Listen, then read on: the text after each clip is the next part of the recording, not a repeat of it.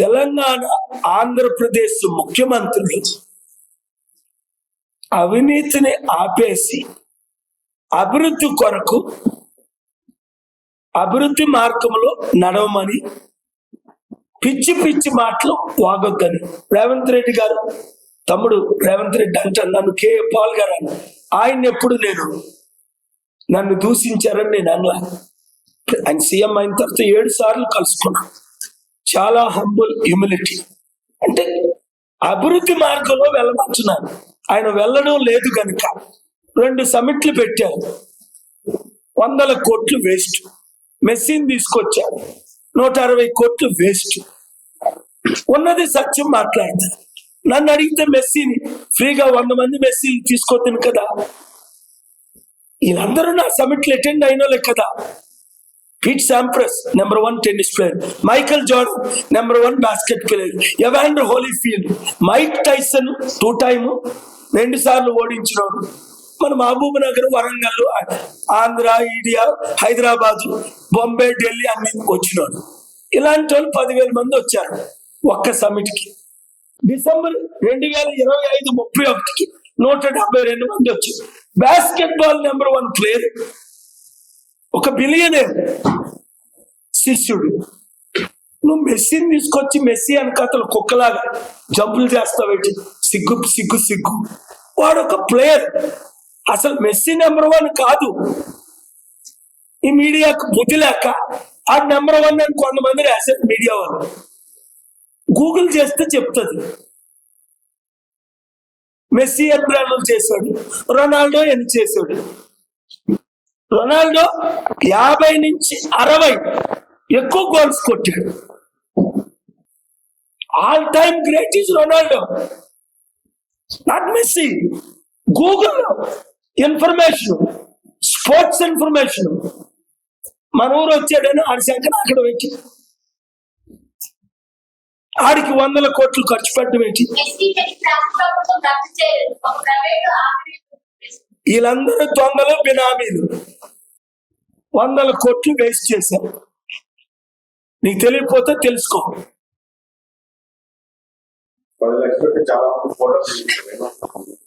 చూసారా పాపం, Indian soccer sport chairman ఏమన్నాడు?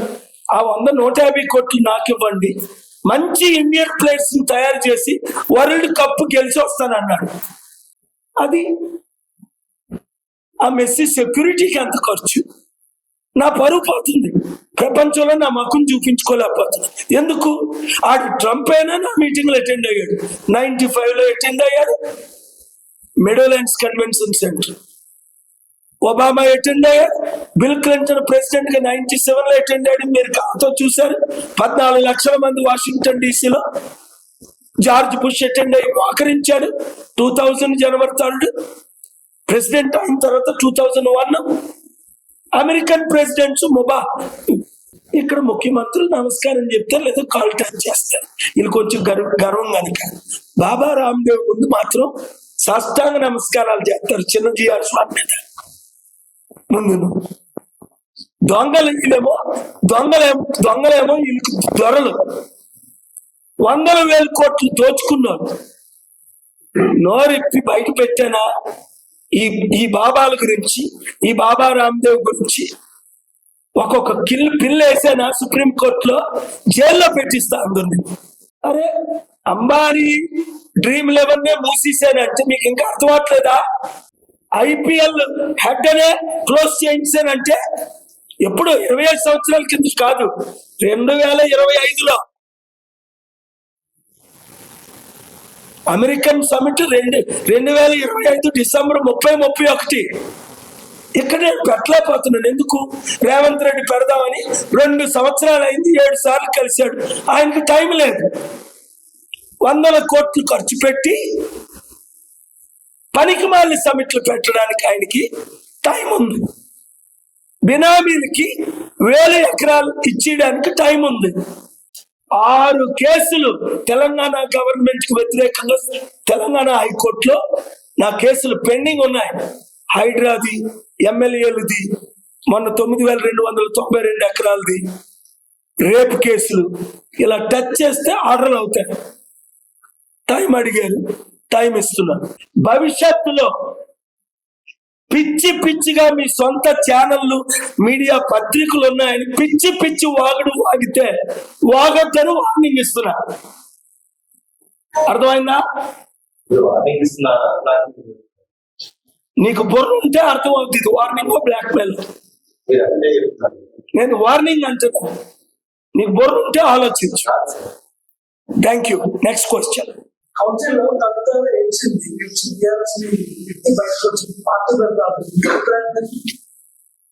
నాకు ఆ విషయం తెలియదు, ఏడ్చిందని. షర్మిల లాగో, ఆర్ఎస్ ప్రవీణ్ లాగో, పవన్ కళ్యాణ్ లాగో, చిరంజీవి లాగో కవిత కూడా ఒక ప్యాకేజ్ స్టార్. ఎప్పుడో చెప్పాను, 10 లక్షల కోట్ల ఆస్తిలో నాకు 25,000 కోట్లు ఇచ్చారు, నా 2 లక్షల కోట్లు నాకు ఇవ్వమని తను తండ్రితో పోరాటం చేస్తుంది. డబ్బు ఉంది, 25,000 కోట్లు. పార్టీ పెడితే పెట్టొచ్చు. ఇప్పుడు బీసీ అంటుంది, నువ్వు బీసీవా? నువ్వు ఎమ్మెల్సీగా ఉన్నప్పుడు బీసీ కొరకు ఎందుకు ఫైట్ చేయలేదు? నువ్వు ఎంపీగా ఉన్నప్పుడు మా బీసీల కొరకు ఎందుకు ఫైట్ చేయలేదు? నేను బీసీని. బుద్ధి లేదు. అడుక్కున్న బీసీలు 1000 రూపాయలు 10,000 ఇస్తే ఆవిడ ఎంత తింటాను. నేను ఆర్ కృష్ణ గారినే తిట్టాను. మన ఫ్లైట్ లో మల్లురావు గారు ఉంటుండగా 6 ఎంపీలు ఉంటుండగా, మేము బీసీలో భిక్షగాలవా అన్నారు 40 సంవత్సరాలు. ఎందుకండి టీడీపీకి, వైసీపీకి, ఈ టీఆర్ఎస్ కి, ఈ కాంగ్రెస్ కి, ఇప్పుడు బీజేపీకి భిక్షం ఎత్తుకుంటున్నారు అని అడిగాను. మక్కు మీద ఎంతో మంచి.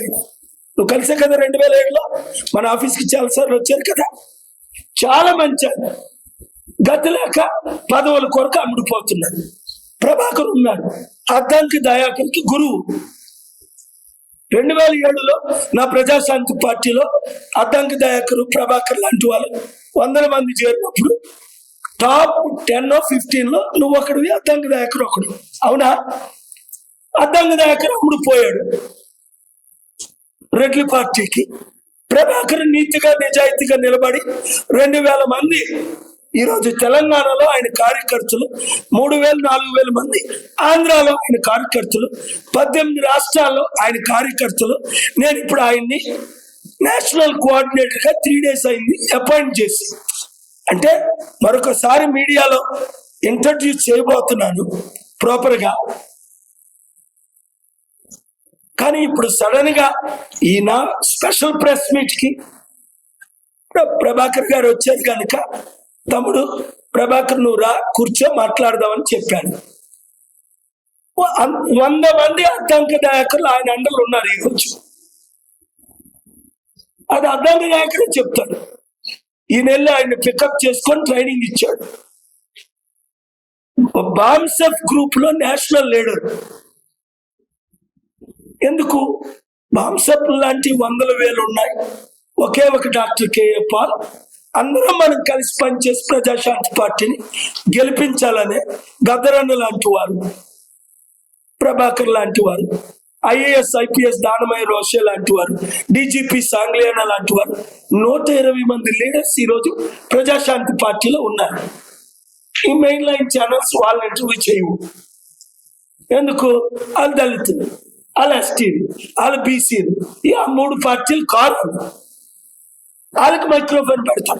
కాంగ్రెస్ లో ఉంటే దళితుడికి మైక్రోఫోన్ ఇస్తాడు, ఆ కమ్మల పార్టీలో ఉంటే దళితుడికి మైక్రోఫోన్ ఇస్తాడు బీసీకి. ఆ రెడ్ల పార్టీలో ఉంటే బీసీలు మాత్రం 90% ఉన్న మనం మాత్రం ప్యాకేజ్ స్టార్లు అయితే ఇస్తాడు, వాళ్ళకి బి పార్టీలు అయితే ఇస్తారు. కవిత బి పార్టీ కాదా? నేను మీకు తెలుసు, ఎవరికి బి పార్టీయో అందరికీ తెలుసు. నేను షర్మిల బి పార్టీ కాంగ్రెస్ కంటే నమ్మారా మీరు? కొంతమంది నమ్మారు, కాంగ్రెస్ లో కలిసిపోయింది కదా. Pawan Kalyan B party TDP కంటే నమ్మారా బీజేపీకి? అప్పుడు నమ్మలేదు. చిరంజీవి పార్టీ పెట్టినప్పుడు 100 సార్లు చెప్పాను కాంగ్రెస్ కి బి పార్టీ అమ్ముడుపోతాడని. నమ్మారు? అప్పుడు అమ్ముడుపోయాడు. ఆర్ఎస్ ప్రవీణ్ అమ్ముడుపోతాడని 100 సార్లు చెప్పాను, అమ్ముడుపోయాడు. నేను చెప్పింది ఏది సత్యం కాదు, ఒకటి చెప్పండి. మీడియా కొంతమంది వానర్స్ అంటున్నాను, క్షమాపణ చెప్పని వారు దేవుడు శపిస్తాడు. అది నా ఇష్టం, నువ్వు శపించుకో నీ దేవతల ద్వారా. 30 రోజుల్లో మీరు తప్పైందని నాకు కాల్ చేశానో చెప్పండి, సీక్రెట్ గా మీడియాలోనైనా చెప్పండి. ఎందుకంటే ఆ స్టోరీ మళ్ళీ రాయకూడదు, ఆ పేరు ఎత్తకూడదు, కోర్టు ఆర్డర్ ఉంది కనుక మళ్ళీ అదో కంటెంట్ అవుతుంది. అందుకనే నేను ఆ సబ్జెక్ట్ మాట్లాడకూడదు. కోర్టులో ఉంది, ఆర్డర్ చేశారు, అందరూ తీసేశారు, తీసేయండి. పోలీసులు కేసే క్లోజ్ చేస్తారు. 30 సంవత్సరాలు క్లోజ్ చేయండి, ఇది 30 రోజుల్లోనే క్లోజ్ చేస్తారు. ఎందుకంటే తప్పుడు కేసు మొత్తం క్లోజే చేస్తారు. కేసే 2-3 గంటలు అక్కడికక్కడే నా గురించి పాటలు కట్టేసేవారు, మీడియాలో ఇంటర్వ్యూలు చేశారు. గద్దరన్న ఆత్మ శాంతి కావాలంటే తెలుగు ప్రజలందరూ ఏకం కండి. అంబేద్కర్ ఆశయాలు నెరవేర్చండి, గద్దరన్న ఆశయాలు నెరవేర్చండి. బడుగు బలహీన వర్గాలకు అధికారం తీసుకురండి. 2-3 కులాలైనా మన తెలుగు రాష్ట్రాలు ముఖ్యమంత్రులుగా ఉండడం 80 సంవత్సరాలు. 50-60% ఉన్న బీసీలు ఎందుకు కాలేదు? 27% ఉన్న కాపులు ఎందుకు కాలేదు? 8% ఉన్న ఎస్టీలు ఎందుకు కాలేదు? 16% ఉన్న మాలా మాదిగలు ఎందుకు ఎరగొట్టేశారు?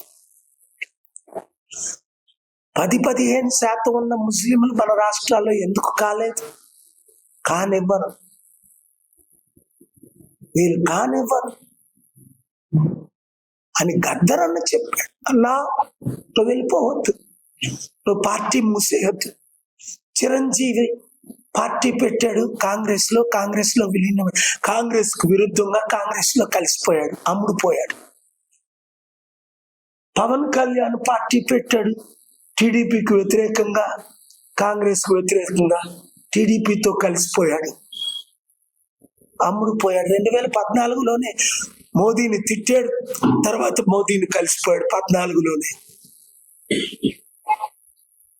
మరి అంతే కదా, శర్మిల కాంగ్రెస్ పార్టీని తిట్టింది, కాంగ్రెస్ లోనే కలిసిపోయింది. ఆర్ఎస్ ప్రవీణ్ రోజు కేసీఆర్ గారిని తిట్టేవాడు, ఆ కేసీఆర్ లోనే కలిసిపోయాడు.